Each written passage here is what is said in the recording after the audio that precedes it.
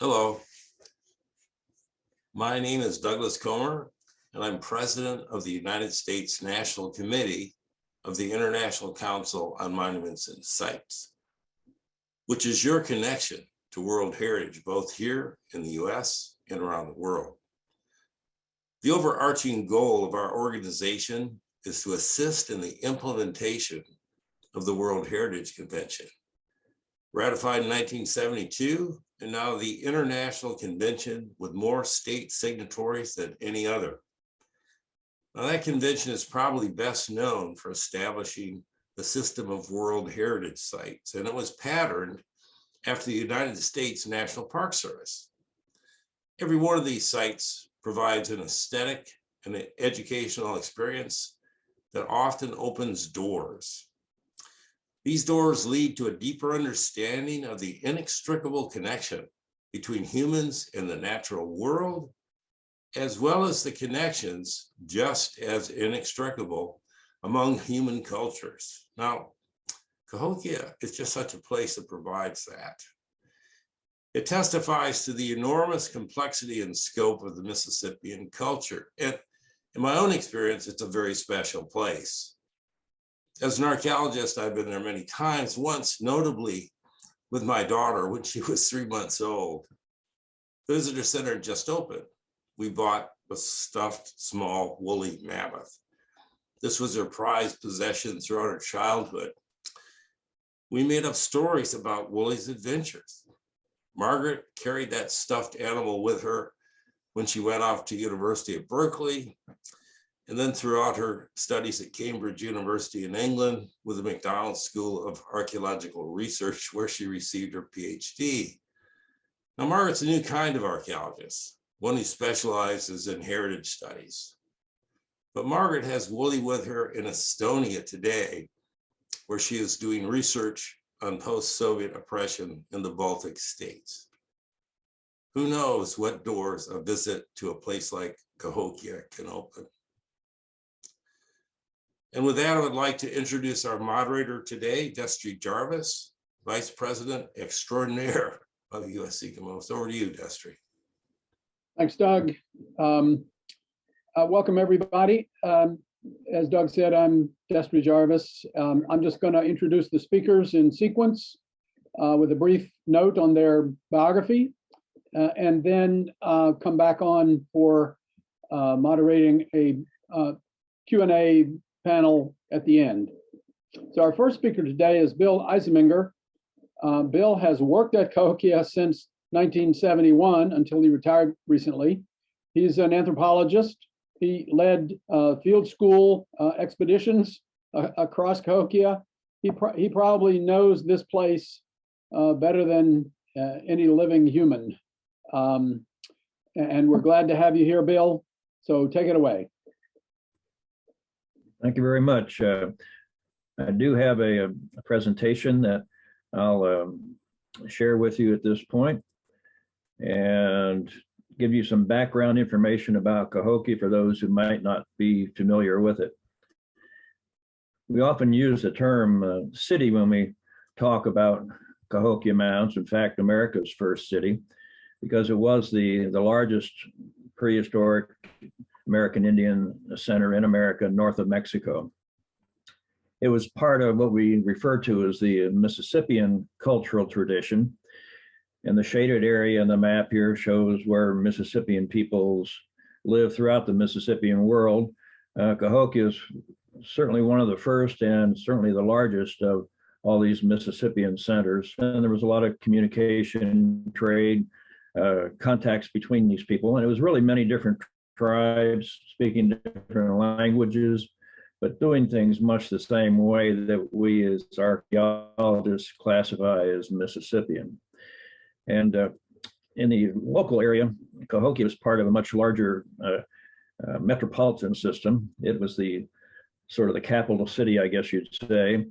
But there are also other major mound centers in East St. Louis and St. Louis, just a few miles away. To the north and south, at the Mitchell and Pulcher sites, there are some other temple towns, we call them. Then these are all surrounded by A few sites that had maybe only one or two mounds, and others that had no mounds at all, little hamlets and farmsteads. So it had sort of a hierarchy of a settlement system that Cahokia dominated, not just here, but Cahokia had influence throughout that whole Mississippian world that we saw previously. At Cahokia itself, there were about 120 mounds over about a 6 square mile area of close to 4,000 acres. And originally, of those 120 mounds, there are about 80 that survive today in some form or another. And we have over 70 of those now protected as part of Cahokia Mounds State Historic Site. Our site is owned and operated by the state of Illinois through the Department of Natural Resources. And Cahokia certainly became a huge center. For some reason, it became bigger than all the surrounding communities. We're not sure what happened. Was it a powerful leader? Was it something that happened there, or something about the location itself? But for whatever reason, Cahokia became a major city. And the illustration here gives an impression of what sort of downtown Cahokia might have looked like, dominated by the biggest mound at the center we call Monk's Mound, which overlooks the Grand Plaza. The center of their city at one point in time was enclosed by a defensive wall, indicating that warfare and conflict were happening during the Mississippian period. We can see what we call borrow pits, where they dug up the dirt to build the mounds, and these became little lakes and ponds. There were farm fields all around the city. This was an agricultural society that needed to produce tremendous amounts of food to feed the 10 to 20,000 people that may have lived there at its peak. At the center of the city, here we're looking between what we call the Twin Mounds to the north across the Grand Plaza toward Monk's Mound at the northern end. So it gives you an idea of this large central community area that was used for public gatherings, festivals, games, markets, and other kinds of activities. And probably some of the elite of the society were living around the Grand Plaza, and some of the more important people got to live on mounds. And the biggest mound, again, is Monk's Mound, which you see here from an aerial view. It's the largest prehistoric earthwork in the Americas, the largest totally earthen mound built by ancient people, covering over 14 acres, stands 100 feet high, has several different terraces or levels, and we've had excavations at several locations. And we know there was a huge building on the top of the mound that was probably where the paramount chief governed from, or the council of elders would meet. But this was a very impressive building, over 100 feet long, about 50 feet wide, sort of the seat of religious, political, and social power for the Cahokia world. And around the plaza and the mounds is where the people lived in their houses. They're single family dwellings, usually rectangular in shape, often clustered around courtyards, probably where sisters shared cooking and storage and other community activities. Around the center of the city, there was a wall that was built, not at the beginning of Cahokia, but sometime into its existence around 1175. And over about 100-year period, it was rebuilt 3 more times, each time with a different type of bastion. These are like guard towers that project outward from the wall and would have raised platforms that warriors could stand in to shoot out against anybody attacking or catch them in a crossfire between the towers.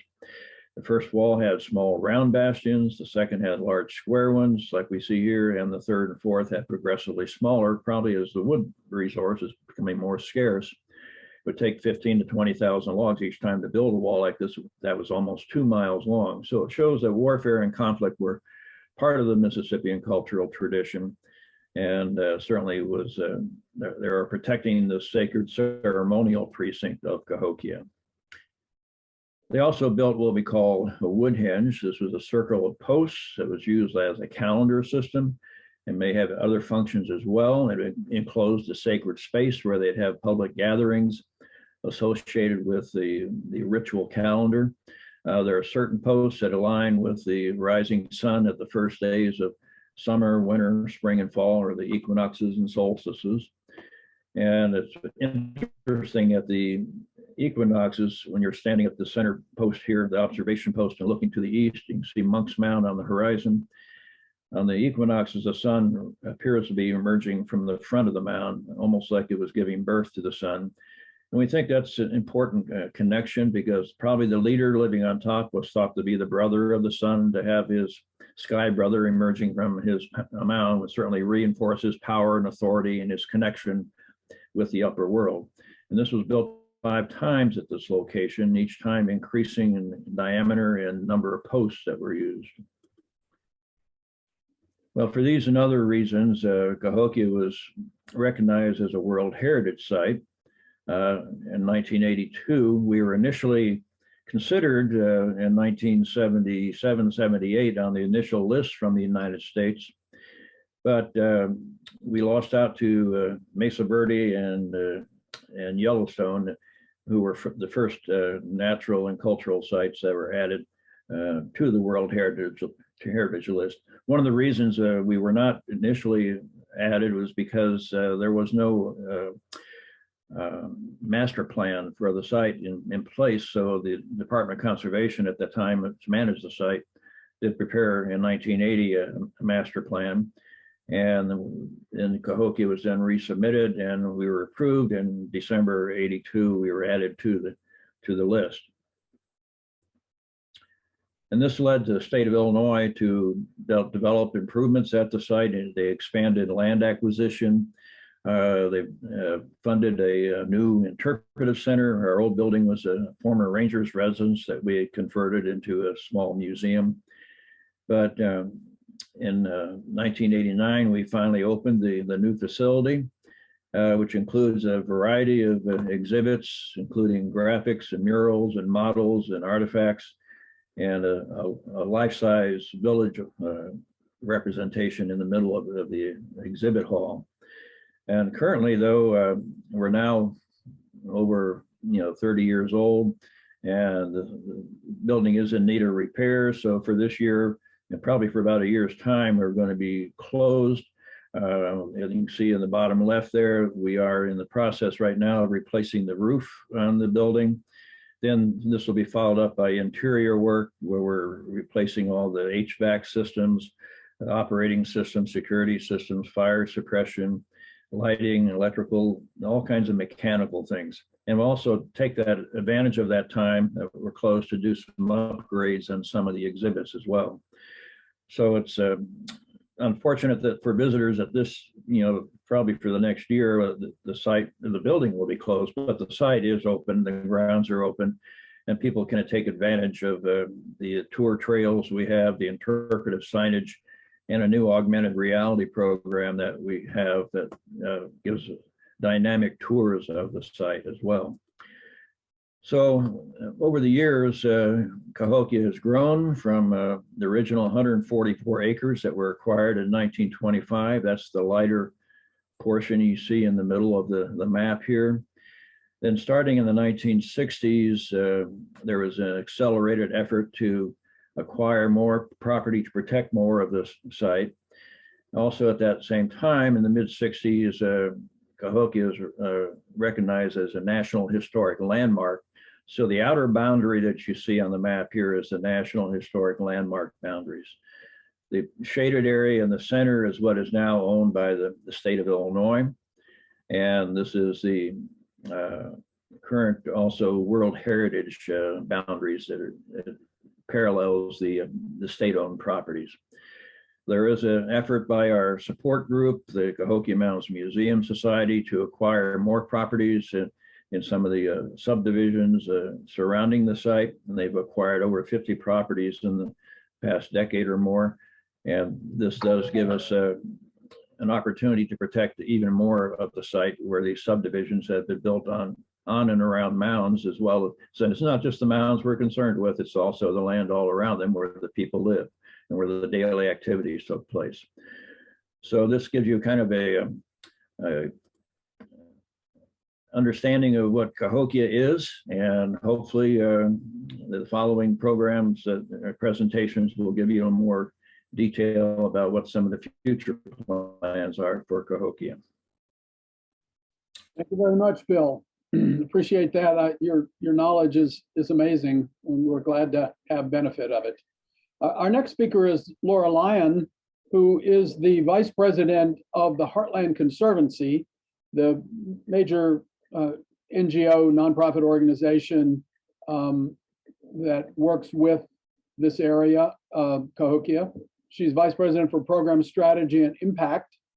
She has worked several decades in community planning, environmental planning, cultural landscape design, and for the last decade has been leading for the Conservancy an effort specifically focused on elevating public awareness, knowledge, and interest in Cahokia, including most recently a legislative initiative which she will explain. Laura, welcome. Hello, I'm Laura, and I was super overwhelmed with how I was going to get through all of this information for the last 11 years in 8 to 10 minutes. But then I realized all my distinguished panelists that I'm with are dealing with millennia or centuries of park systems. So hopefully I can get this done. If you would like, I'd like to plug that to please follow our initiative on our website as well as on Facebook. Typically, I would explain all this in a timeline fashion, but what I thought would be easier for this short period of time is basically give you the facts of who, what, when, where, how. And so be a little patient as we go through those questions. Again, it's not going to be in a complete chronological order, but I thought that you would appreciate the basic answers. So first of all, I'd like to thank everybody who's watching and everybody that we have been working for, and that includes the diaspora of Indigenous peoples and those who can't be here, those who have lost their lives for various reasons along the way. And we have lost some team members along the way during this time, which is unbelievable to even think about. And so I want to thank the audience as well as the panelists and for this opportunity. And the biggest question is, who are we and why are we doing this? And so we are a regional not-for-profit organization. Our mission is to conserve, connect, and restore the diverse natural and cultural resources of Southwestern Illinois. Cahokia and its Mississippian satellite sites are the largest, as well as one of the most important cultural and natural resources that this region has. So when we were asked to come and in 2011, there was a dig for the new Mississippi River Bridge, and we were asked, can you help us figure out, is it feasible to approach the National Park Service? Is there a way to protect this site as well as other sites that we're finding? And that's how this initiative began. We work in land, water, and communities. This effort braids all of those quite intensely, and therefore we are dedicated and believe that this is part of our mission to help others. We have stood on piles of information and countless minds and brilliant researchers, tribal and nation leaders, communities, local neighbors, to learn about what they have been protecting for so long as initially private property and now has become, as Bill mentioned, protected by the state. The amount of research that has gone on with this site for hundreds of years through archaeology is just incredible. So we are not the resource for that. We are using the dozens of reports and drawings from since the beginning of travel logs to help create that information. So we did a 2-year planning process where we gathered all those reports, studies, maps, information, oral stories, traditions, and began to put it together with a 36 members steering and advisory committee and a technical group in order to make sure that we were addressing all the needs of the community and the community at large right? So all the agencies, all the neighbors, all the municipalities, all the unincorporated parts of the county, because this site, just Cahokia Mounds, is 4,100 acres. And then on top of that are all the satellite sites that cross a bi-state region. So this project was created as a bi-state initiative from the beginning, and as well as bipartisan. You can see a list of some of the important people and agencies that we included, but most importantly, we began the whole initiative by reaching out to tribes and nations to make sure that anyone who felt their ancestral lands were the mounds or had stories of mounds in their oral narratives, we wanted to include their voice and their seat at the table. So we began that reaching out and have continued to do so, and kept them invited them to all the meetings, went to visit, kept them in tune with the process and what actually we were doing, which was to look at the National Park Service criteria and all the programs from heritage areas to all the different designations, and see what mechanism would suit best to become a collaborative model with the state of Illinois. In the same time, we collected letters and surveys of online, in person, having stakeholder interviews, meeting with individuals, business owners, property owners, holding open houses, doing 13 meetings across Missouri and Illinois to see what the community would like to see. Most people did not know it was not already a national park or a national monument. They had just made the assumption that that's what it was. We did an education process of all the designations that it receives, and including the World Heritage Site, which is just a phenomenal and very special designation. And what we found was we needed to get on social media because people were from here or had relatives from here or had been taught about the mounds through their traditions. So we went to social media early on and have gained thousands and thousands of followers who are watching the process.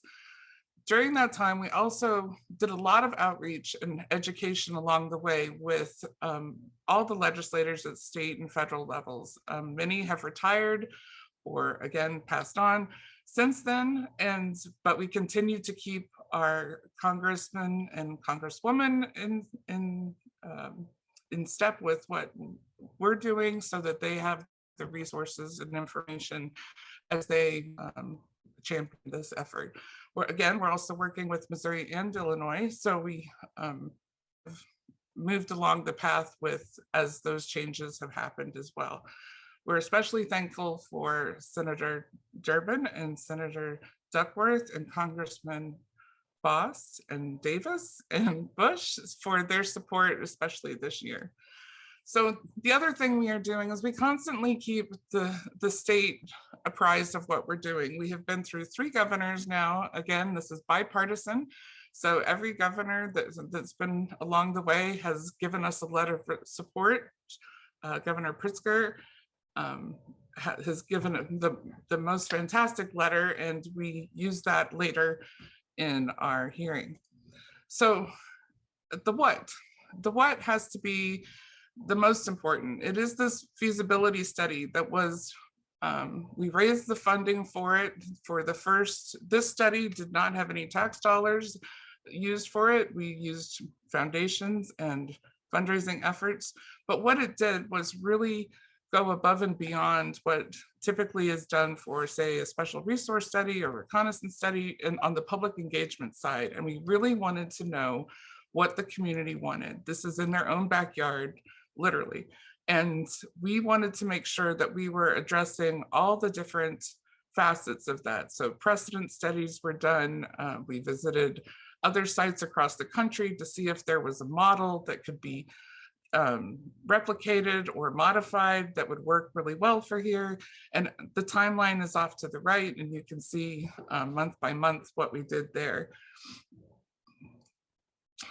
These Bill went through the designation, so I don't need to go through that. But again, building on the national landmark boundary, building on that it is a World Heritage Site, that it has gone through all these studies and rigorous vetting. So that also set this up for that this is an acknowledged significant international site, and therefore certainly belongs in the National Park Service as a collection as of the story of this continent.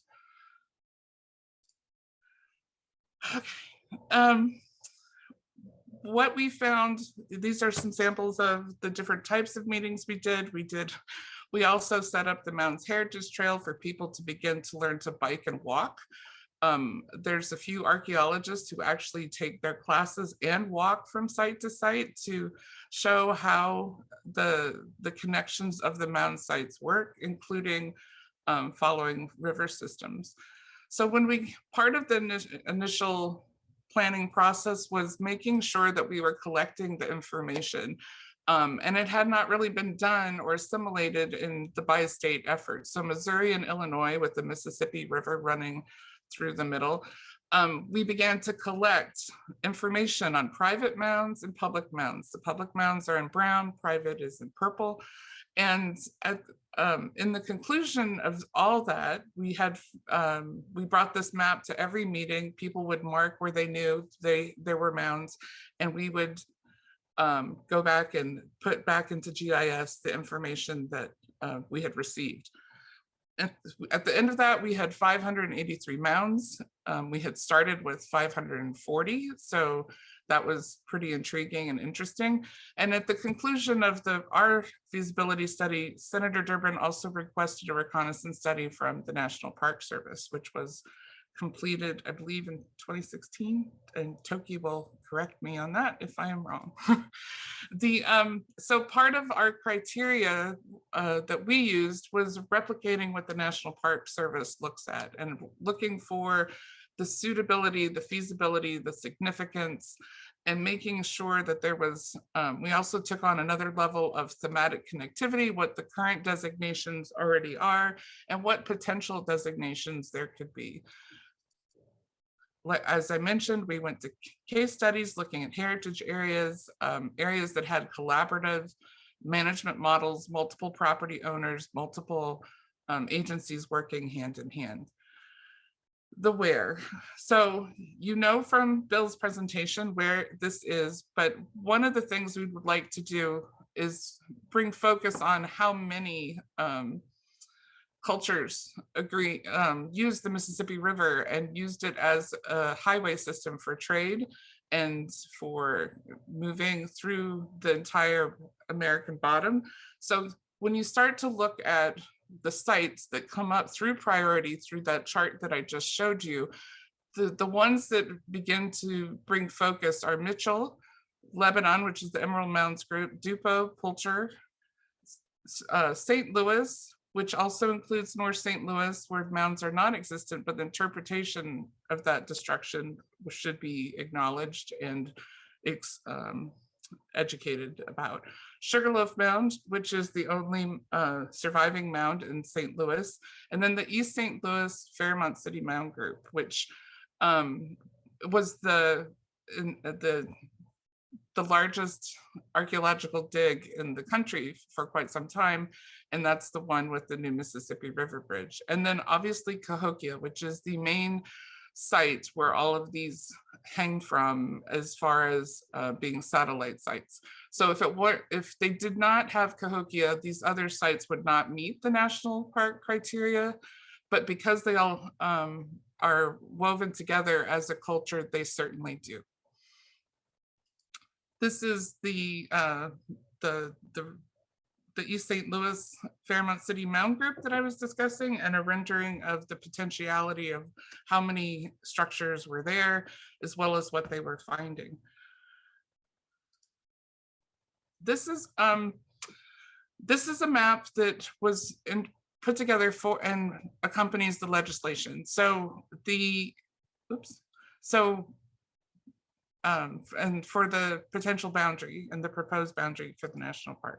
when. So everyone wants to know when this is happening. So what we're going to discuss is the legislation. So in 2016, Senator Durbin started with a letter to the President Obama. He is not signing our legislation. We were waiting from election day all the way to inauguration day.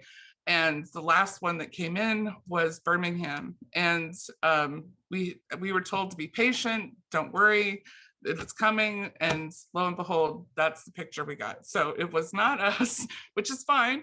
But that was a moment of, okay, now what do we do? So what we decided to do was also take a legislative trek. And Senator Durbin and Congressman Bost and co-sponsors introduced a bill in the 116th Congress in July of 2019. That one, as far as getting into committee and having a hearing, the hearing went very well. Chairman Grijalva and at the time Chairman Holland were very complimentary, and the best quote from that is history is history is history. It also went through a senatorial hearing. Then in the 117th Congress, it was reintroduced, which is currently the bills are live now. So go on and ask your legislators, no matter where you are in the country, to support and sign on as a co-sponsor. And you can follow along again on everybody's Facebook page who's involved. Everyone's very excited about this. Senator Durbin has also taken this up. He is from this area, and he wants to ensure that these lands are protected and that this area is moving forward. In so doing, he has sent a letter to the White House and President Biden asking that the Antiquities Act be used to protect this sacred landscape. The why. There is no other place like Cahokia Mounds. There's no other culture like the Mississippian culture. It is the most significant mound that there is. It just had bad timing early on when all the other mound groups came in. So at that time, it was a privately held mound and site.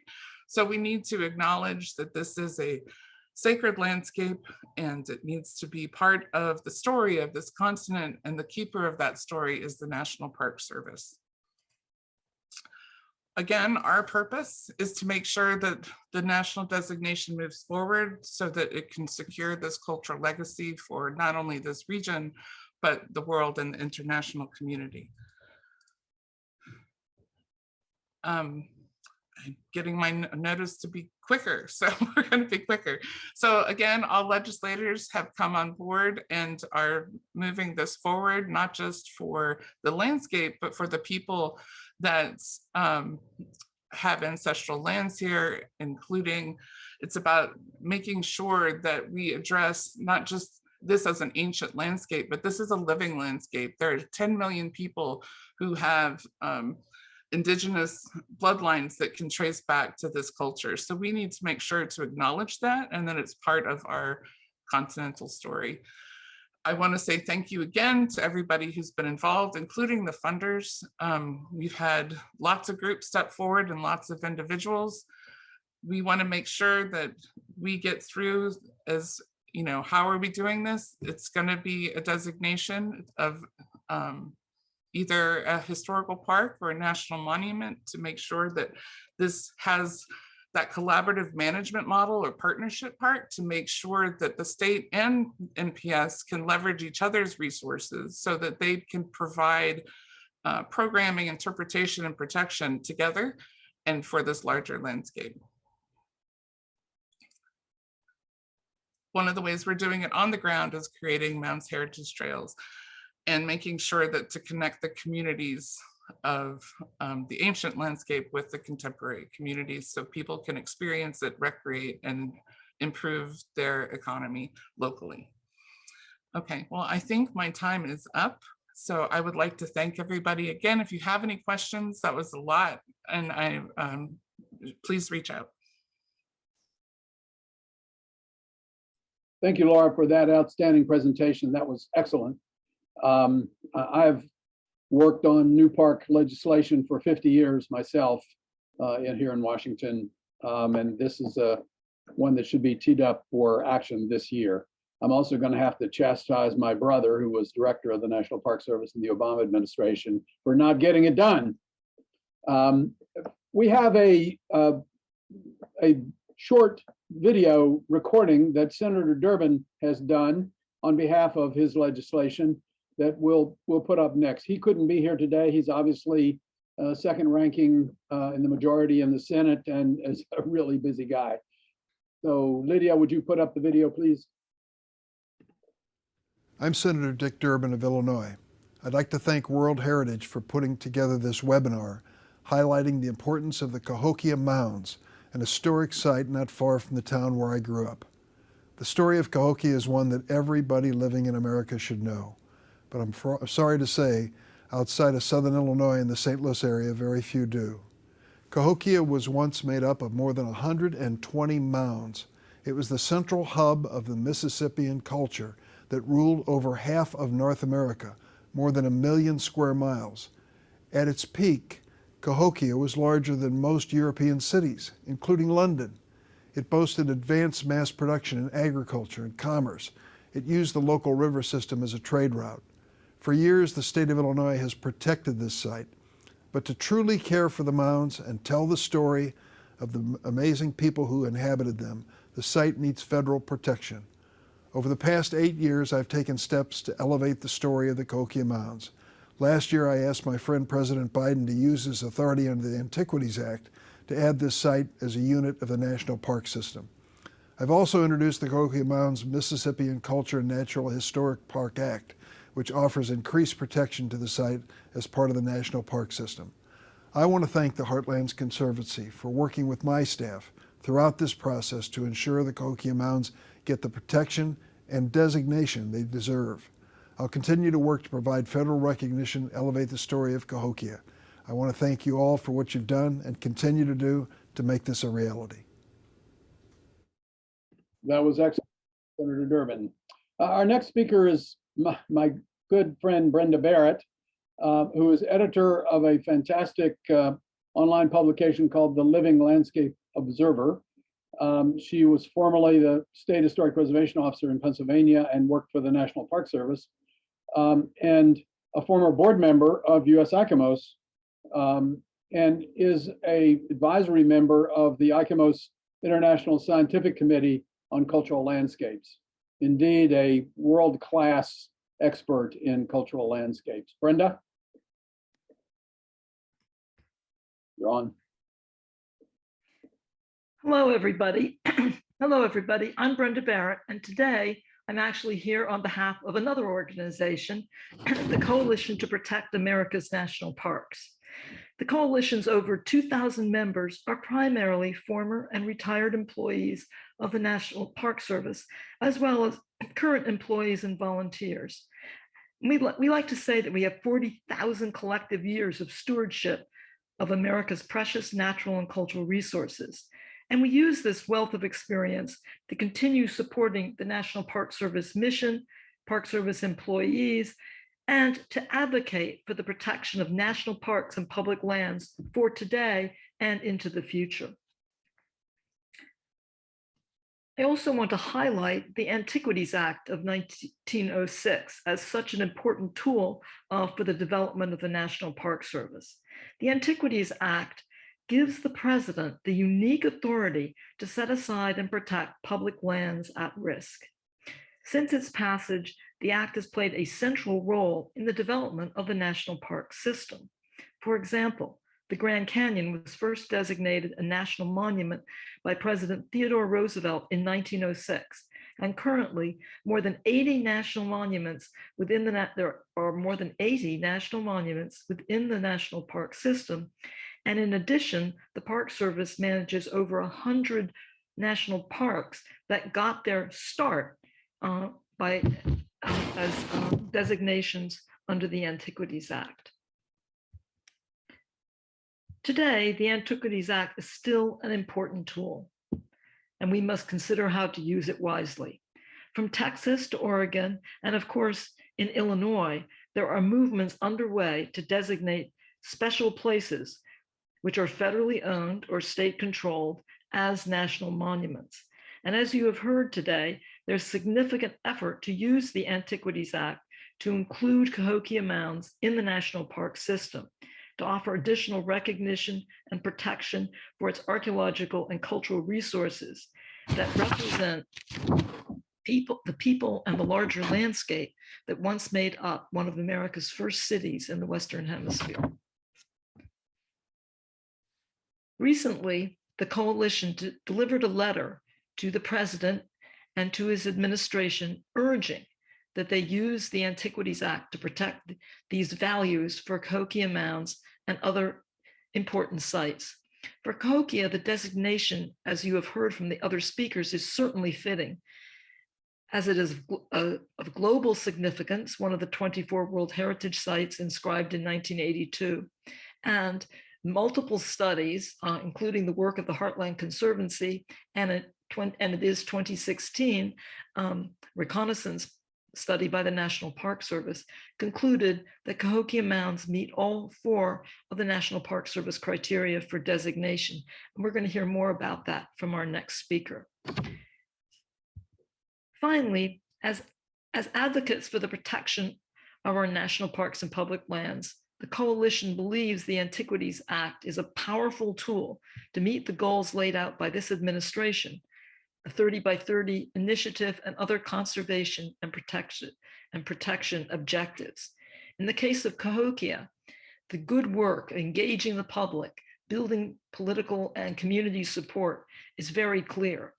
And while there is bipartisan support in Congress for its inclusion, thanks to these many efforts, witness the legislation introduced by Representative Mike Bost, a Republican, and Cori Bush, a Democrat, and such a strong statement that we just heard from Senator Durbin.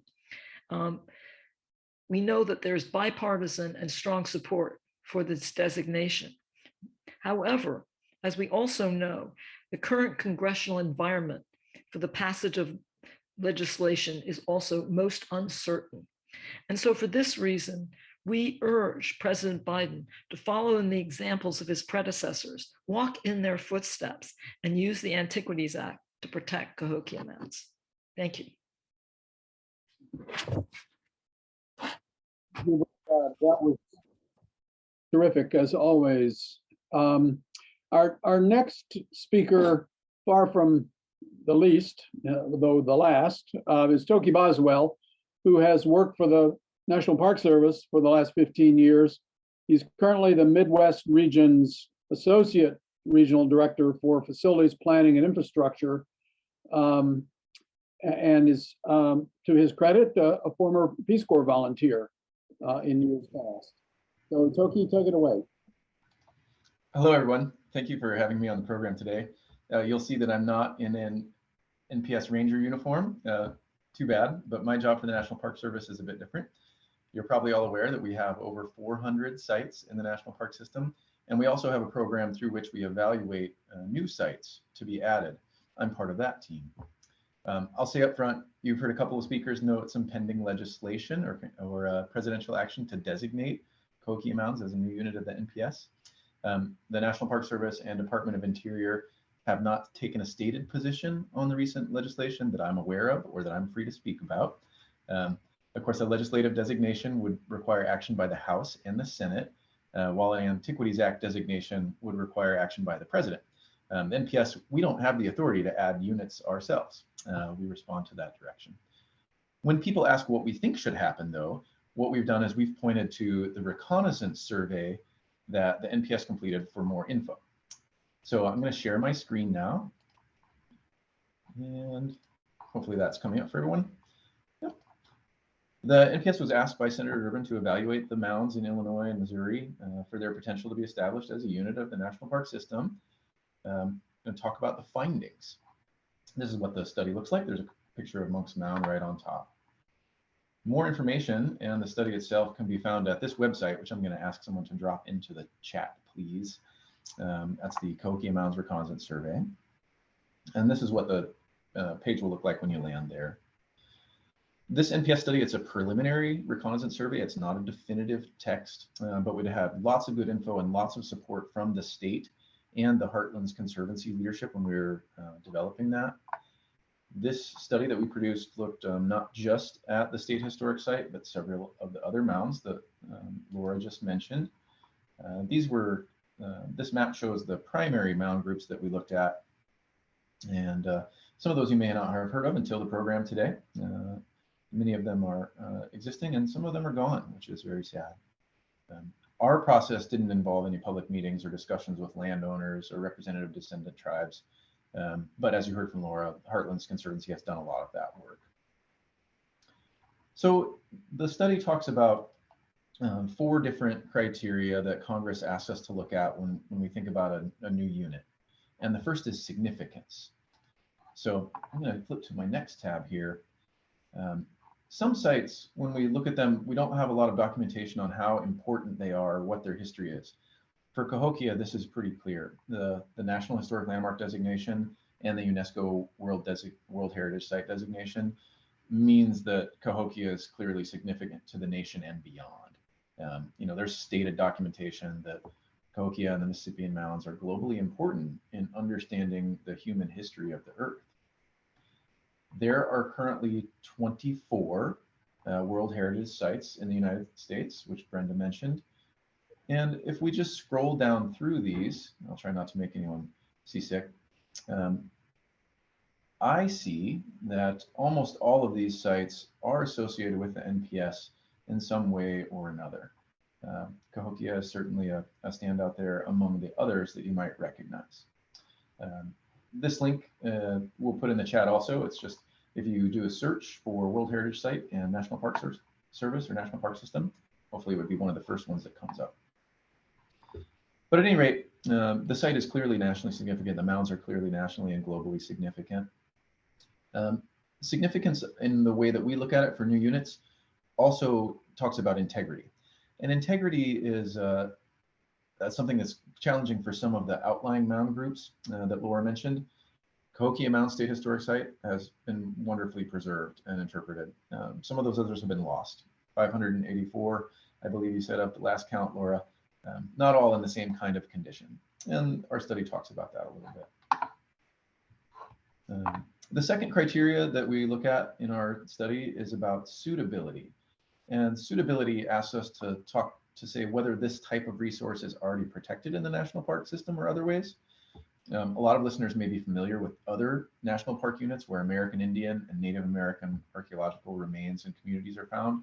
And that's places like Mesa Verde, the Gila Cliff Dwellings, Bandelier, Chaco Culture, Chaco Canyon is on this list. But those sites don't tell the story of the Mississippian culture that's present at Cahokia or this kind of mound structures. So we think that this would be a new story to tell.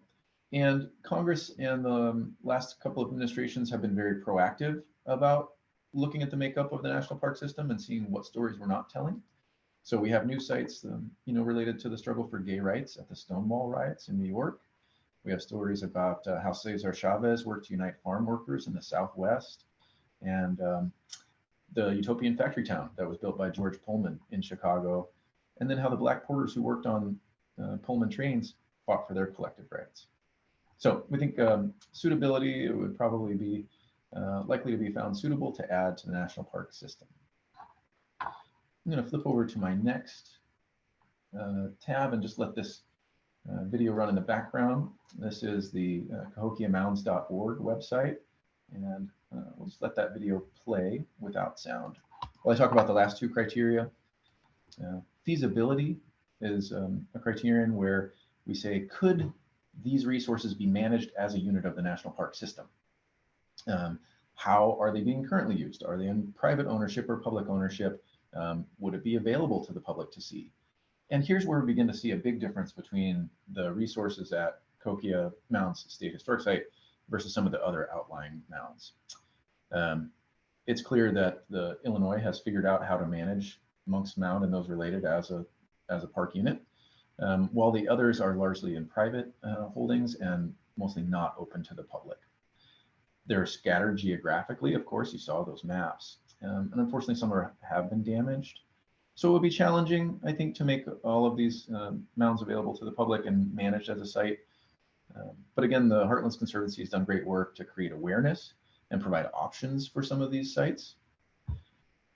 The final criteria that we have to look at in our studies is the need for NPS management. And that says, do we have to have an NPS, a federal government management entity here, or can we do this through a different kind of a partnership?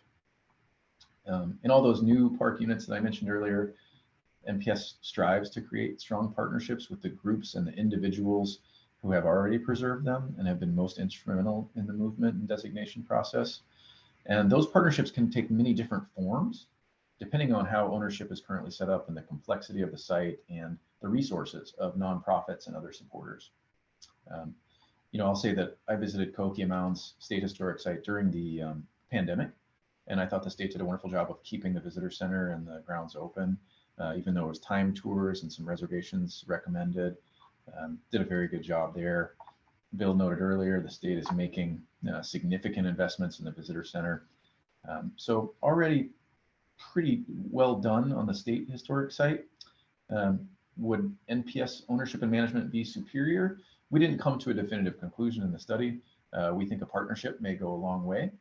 The NPS arrowhead and a spot on the nps.gov website may help more people find the park and get entranced by the story, which would be great.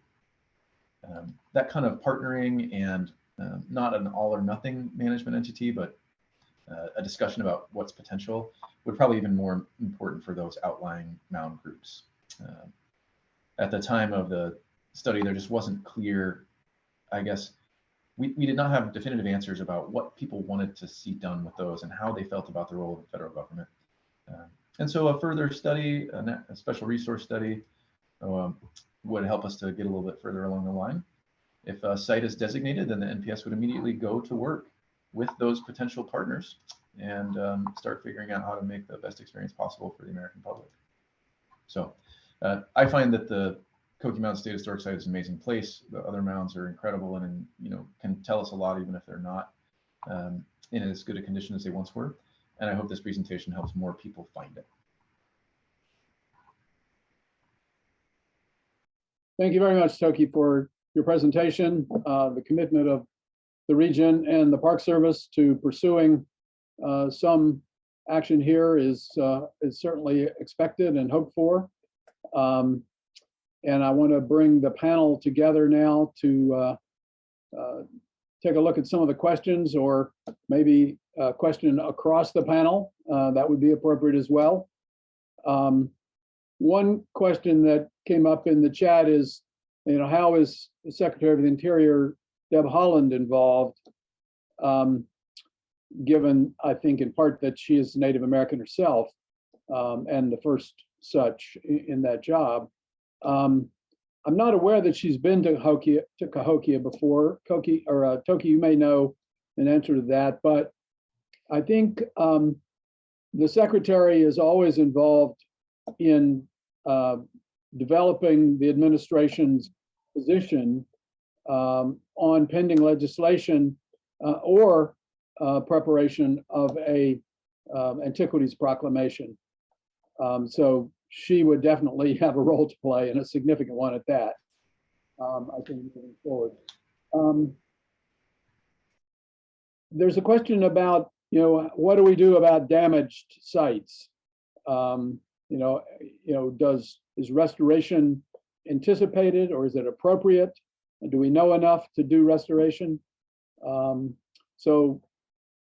Brenda or Tokey or Laura, you have any thoughts about that?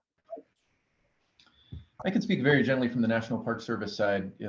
We undertake restorations only when we're very confident that we have the materials and the craftsmanship and the processes understood well enough to do it well. And so there's oftentimes, even with historic buildings, where we know about the carpentry and we can tell what time of wood it is, that we'll just say, it's more valuable for us to see it as it is versus try to remake it and not quite get it right. With something on this scale, imagine the work that went into Monk's Mound and some of the others. I think highly unlikely that a restoration could convey what was there previously or would help people learn compared to what's currently present. Brenda, with other cultural sites, what's your experience been? One of the things I'd like to mention is due to the world technology has advanced so much during all of this, the staff and the Museum Society at Cahokia Mounds have put together grants and actually done a virtual restoration, so to speak. So you can walk in space and you can look across the landscape and see that, which is super efficient for resources, but also puts you in that place. So I think that for a large scale, I think that that's a very unique and efficient way to do it, but also very allows that interpretation and multi-generational kind of experience, as well as you can do it at your, now COVID, you can do it anywhere, right? But the other thing is they do a great conservation effort there amongst mounds to keep the deterioration and on the site, to make sure that things stay at least as they are. There are other mounds that have been sort of cleared down to the ground off of those other mound groups that we're talking about. So in those cases, I think you're looking at interpretation or sort of recreating on a different landscape, so people can experience or see how those mounds are built, but probably not restoring. Yeah. Thank you, Laura. Several folks have raised questions about names of places around Cahokia, and are they appropriate in capturing the true heritage of the site? One specifically addressed to Bill says, in your book, you describe Mound 72 as including 6-foot-tall females. And does that recognize, or should the naming of places recognize the prior sort of patriarchal interpretation of the site, and recognizing the role of females that must have existed in the culture, according to this question? Any thoughts on that, Bill? Sure. In Mound 72, which included ritual burials, there was a couple, a male and a female, and there's been some reanalysis of all the burials from Mound 72 by the University of Illinois. And what they have found that probably most of the people, the women, were not that tall. It was probably just that primary couple that was laid on a blanket of about 20,000 shell beads. And they may have been there as a demonstration of part of their cultural tradition. They may have been somehow connected to the founding of Cahokia, or sort of a ritual representation of a founding couple, perhaps.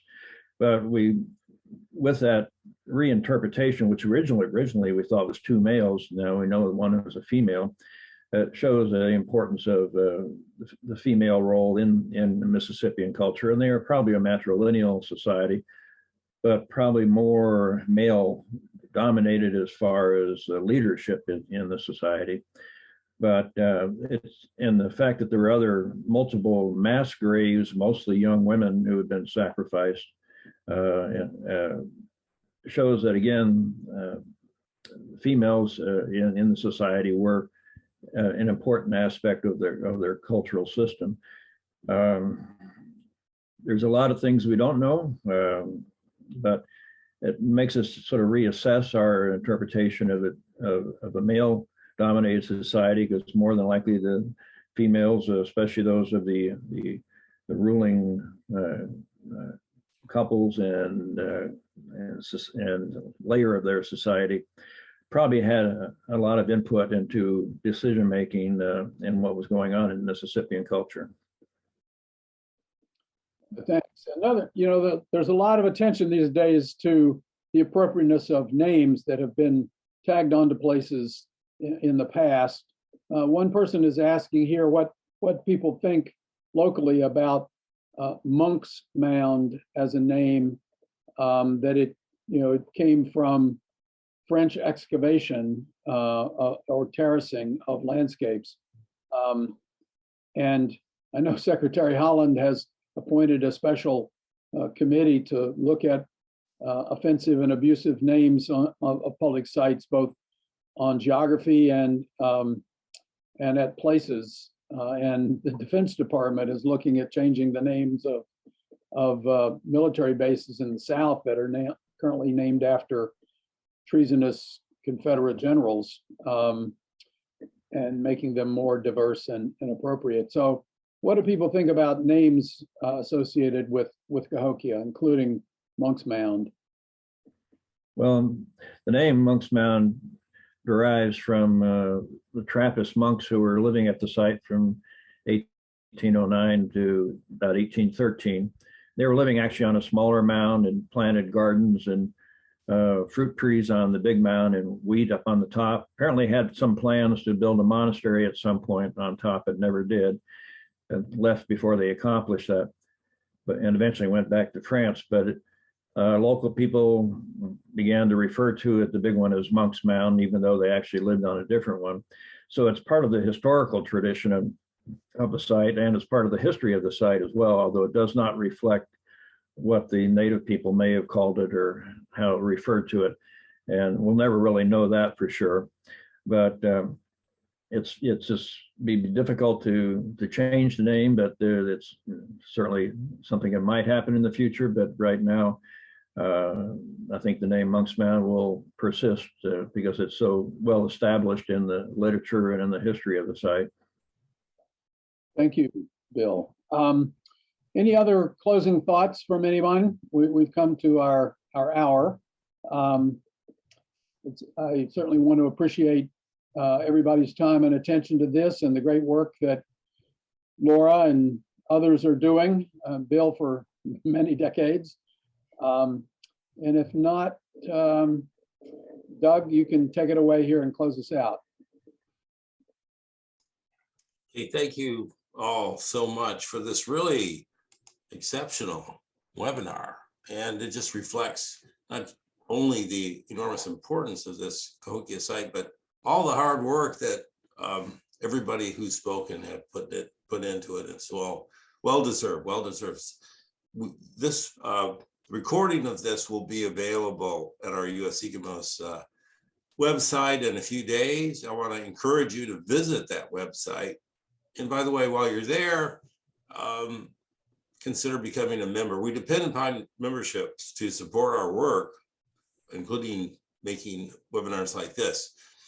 And also there'll be many opportunities for members to participate in our programs and activities in the coming months. So please do visit our website, and you might want to let your colleagues know that the recording of this webinar is available there.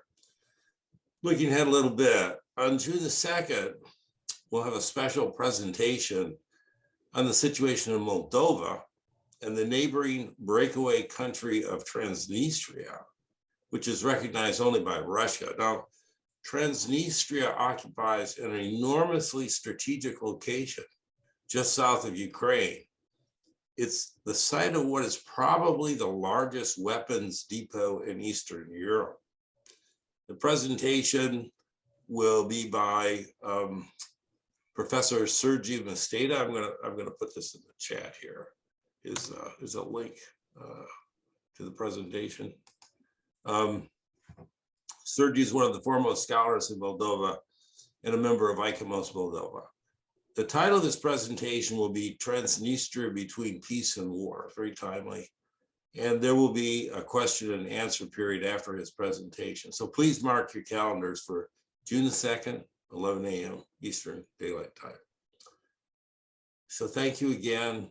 It has been a really interesting and exciting and informative webinar that we just had. Thank you so much.